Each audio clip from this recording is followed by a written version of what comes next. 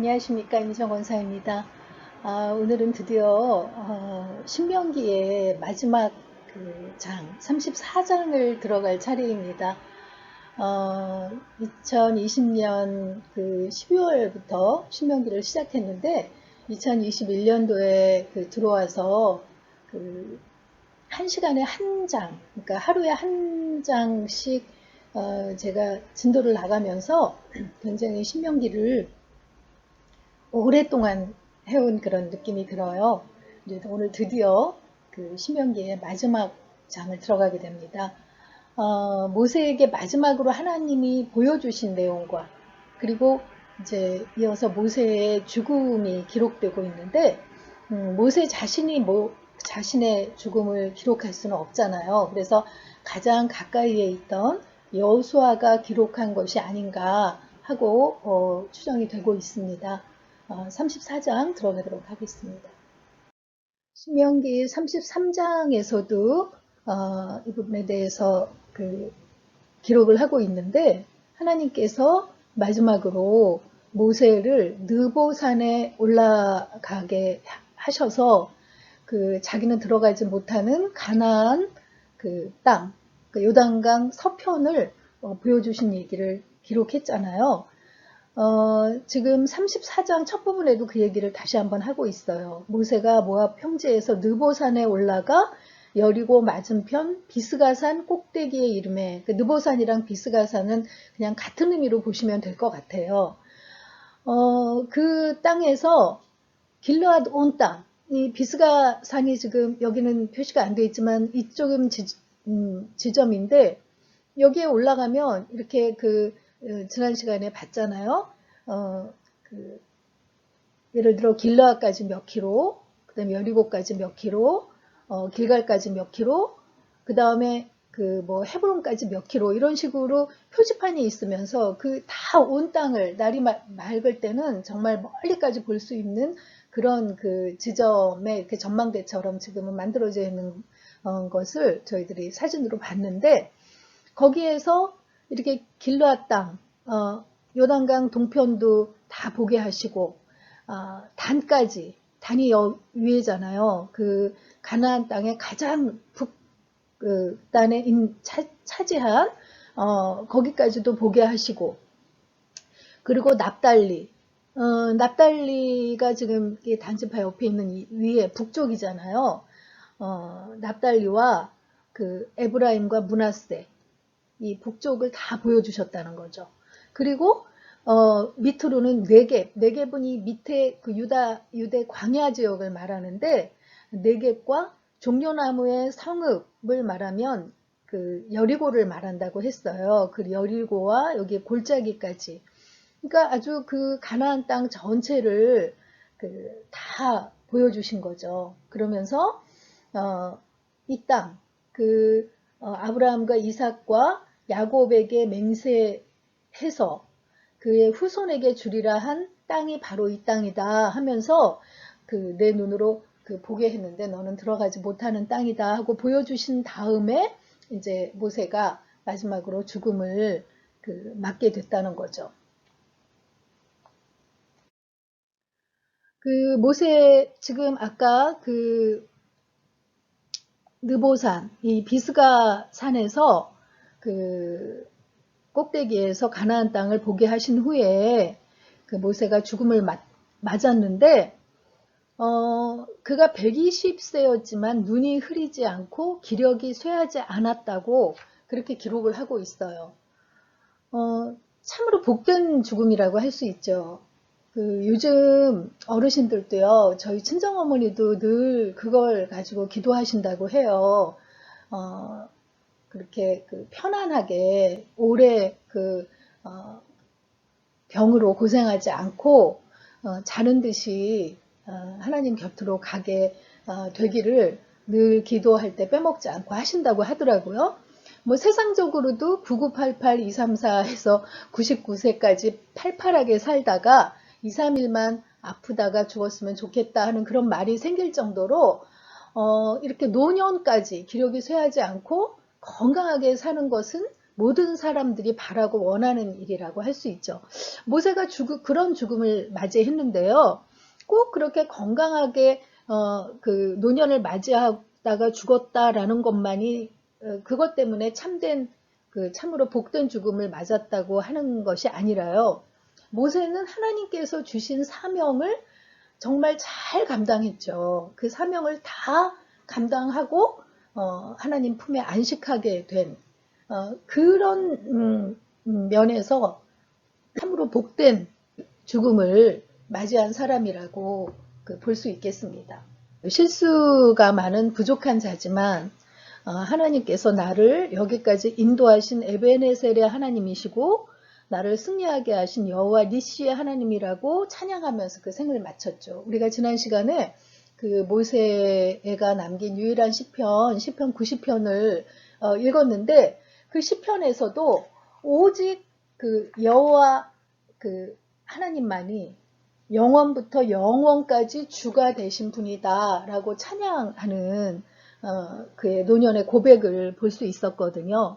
그렇게 찬양하면서 그 생을 마쳤는데 여기 34장에도 벳볼 맞은편, 이 벳볼이라는 게 그 바알보울 사건이 일어났던 그 맞은편에 그 골짜기에 지내졌다는 거예요. 그런데 그의 묘를 아는 자가 없대요.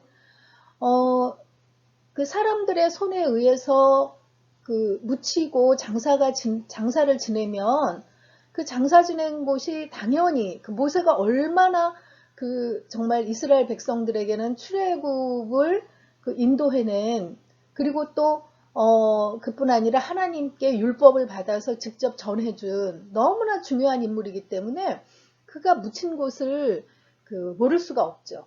그런데 이 부분의 영어 성경에서는 He buried him. 그래서 하나님께서 그를 장사 지냈다라고 이렇게 표현이 되어 있대요. 그러니까 사람들에 의해서 장사 지내진 것이 아니라 하나님에 의해서 장사 지내졌기 때문에 그가 그 묻힌 곳을 아직까지도 정확히 알 수 없다고 그렇게 되어 있습니다. 그 나중에 신약성경에서 유다서를 보면 유다서는 이제 한 장으로 되어 있잖아요. 근데 거기 9절에 보면 천사장 미가엘이 모세의 시체에 대하여 마귀와 다투어 변론할 때에 감히 비방하는 판결을 내리지 못하고 다만 주께서 너를 꾸짖으시기를 원하노라 하였거늘 이런 구절이 있거든요. 그런데 성사학자들이 어떻게 그 부분을 그 해석을 하냐면요. 그 천사장 미가엘이 모세의 시체를 장사할 때에 그러니까 하나님께서 천사장을 시켜서 그 모세를 장사 지냈다는 거죠. 근데 마귀는 이를 막아서면서 이스라엘 백성들에게 알려서 거대하게 장례하고 모세의 묘를 거창하게 만들어서 세우기를 주장했었을 것으로 간주된다는 거예요. 왜냐하면 마귀는 모세의 묘가 대대로 알려져서 유명해지기를 바라고 그 우상처럼 그 모세 묘가 우상이 되는 것을 원했다는 거죠. 그런데 하나님께서는 그렇게 되는 것을 막으셨다는 그런 그 내용으로 해석을 하고 있습니다. 정말 모세는 시종일관 하나님의 뜻에 따라 살았고 또 하나님의 뜻에 따라 죽었고 그의 묘조차 남기지 않고 죽은 인물로 그렇게 기록이 되고 있는 것이죠. 그래서 백성들이 그 모세가 죽은 다음에 30일 동안 그를 애곡하고 그 다음에 그 모세를 이미 모세가 여호수아를 안수한 것은 민수기부터 기록이 되면서 신명기에서도 반복이 됐었는데 이 마지막 장에 다시 한번 그 모세가 여호수아를 안수해서 그 후에 그 이대의 그 지도자로 세운 것을 다시 한번 이야기하고 이스라엘 백성들이 이 여호수아를 따랐다는 것을 기록을 하고 있습니다. 그리고 이제 신명기의 마지막 부분은 그 모세에 대한 평가로서 마치고 있어요. 이스라엘의 모세와 같은 선지자가 그 이후에 다시 일어나지 못했다. 그러니까 모세가 가장 큰 선지자, 하나님의 말씀을 전하여 준 가장 큰 선지자라고 기록하고 있습니다. 그리고 모세는 여호와께서 대면하여 아시던 자요. 하나님께, 물론 그가 하나님의 이렇게 등을 보고 지나가는 뒷모습을 보고 한 것이지 페이스 투 페이스는 아니잖아요. 이것은 나중에 우리가 천국에서만 가능한 그런 일이라고 했는데, 그나마 사람의 사람들 중에서는 가장 가까이 하나님을 대면하여 아시던 자라는 거죠.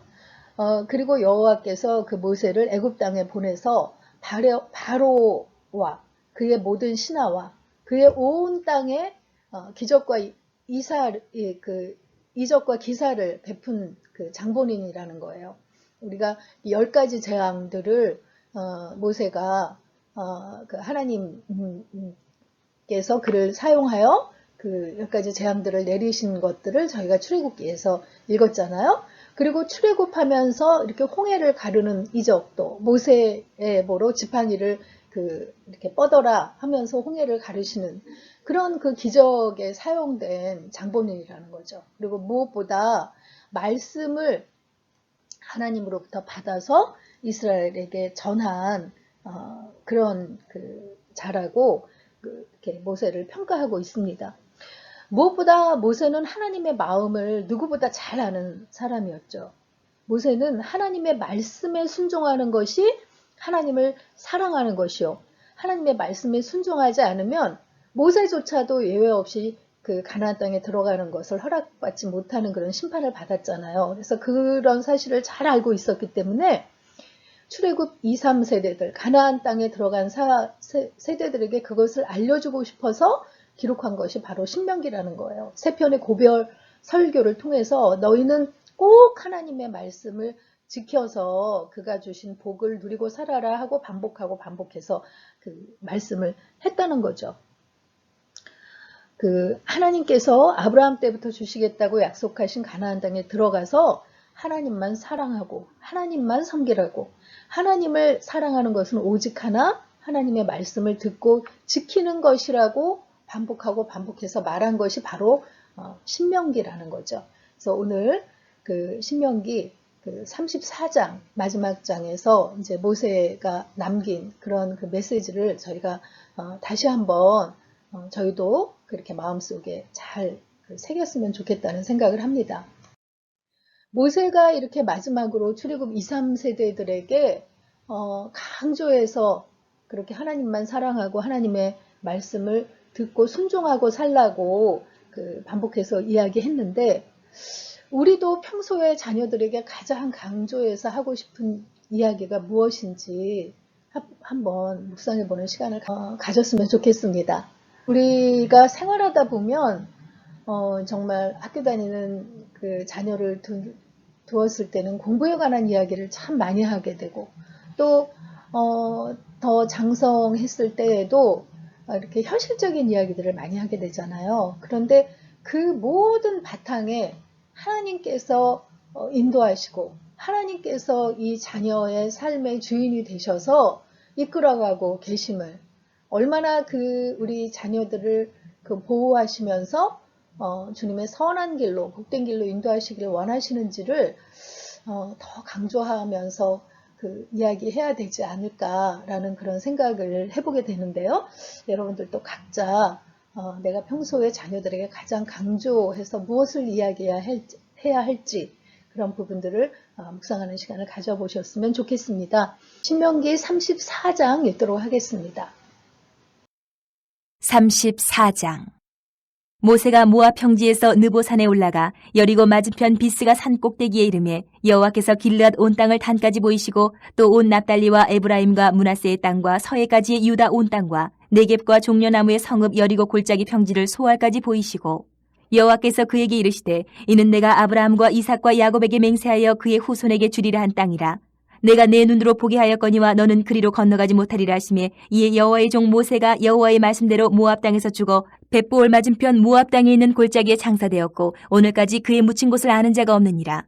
모세가 죽을 때 나이 120세였으나 그의 눈이 흐리지 아니하였고 기력이 쇠하지 아니하였더라. 이스라엘 자손이 모압 평지에서 모세를 위하여 애곡하는 기간이 끝나도록 모세를 위하여 30일을 애곡하니라. 모세가 눈의 아들 여호수아에게 안수하였으므로 그에게 지혜의 영이 충만하니 이스라엘 자손이 여호와께서 모세에게 명령하신 대로 여호수아의 말을 순종하였더라.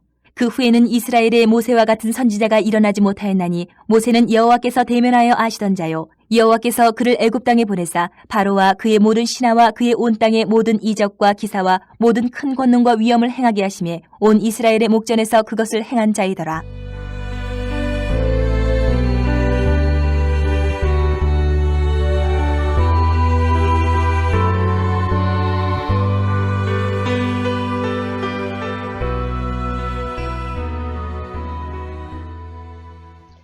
네, 이렇게 전체 신명기를 다 읽었는데요. 신명기 끝에 그 시편 90편을 이어서 읽고 오늘 마치려고 해요. 원래 시편은 150편으로 되어 있는데 그 여러 저자들의 그 시편이 들어있지만 모세가 쓴 시편은 90편 단 한 편만 들어있어요. 그래서 모세가 그 인생을 살면서 그 인생이 얼마나 덧없고 그 하나님을 의지하는 것이 가장 귀한 것인지를 고백한 시편이기 때문에 이 모세의 이야기가 끝나는 이 부분에서 시편 90편을 끼워 읽고 마치도록 하겠습니다.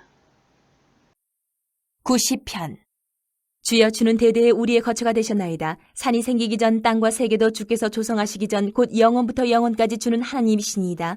주께서 사람을 티끌로 돌아가게 하시고 말씀하시기를 너희 인생들은 돌아가라 하셨사오니 주의 목전에는 천년이 지나간 어제 같으며 밤의 한순간 같을 뿐임이니이다. 주께서 그들을 홍수처럼 쓸어가시나이다. 그들은 잠깐 자는 것 같으며 아침에 돋는 풀 같으니이다. 푸른 아침에 꽃이 피어 자라다가 저녁에는 시들어 마르나이다. 우리는 주의 노에 소멸되며 주의 분내심에 놀라나이다. 주께서 우리의 죄악을 주의 앞에 놓으시며 우리의 은밀한 죄를 주의 얼굴빛 가운데에 두셨사오니 우리의 모든 날이 주의 분노 중에 지나가며 우리의 평생이 순식간에 다하였나이다. 우리의 연수가 70이요 강건하면 80이라도 그 연수의 자랑은 수고와 슬픔뿐이요 신속히 가니 우리가 날아가나이다. 누가 주의 노여움의 능력을 알며 누가 주의 진노의 두려움을 알리이까. 우리에게 우리 날 계수함을 가르치사 지혜로운 마음을 얻게 하소서. 여호와여 돌아오소서. 언제까지니까. 주의 종들을 불쌍히 여기소서. 아침에 주의 인자하심이 우리를 만족하게 하사 우리를 일생 동안 즐겁고 기쁘게 하소서. 우리를 괴롭게 하신 날수대로와 우리가 화를 당한 연수대로 우리를 기쁘게 하소서. 주께서 행하신 일을 주의 종들에게 나타내시며 주의 영광을 그들의 자손에게 나타내소서. 주 우리 하나님의 은총을 우리에게 내리게 하사 우리의 손이 행한 일을 우리에게 견고하게 하소서. 우리의 손이 행한 일을 견고하게 하소서.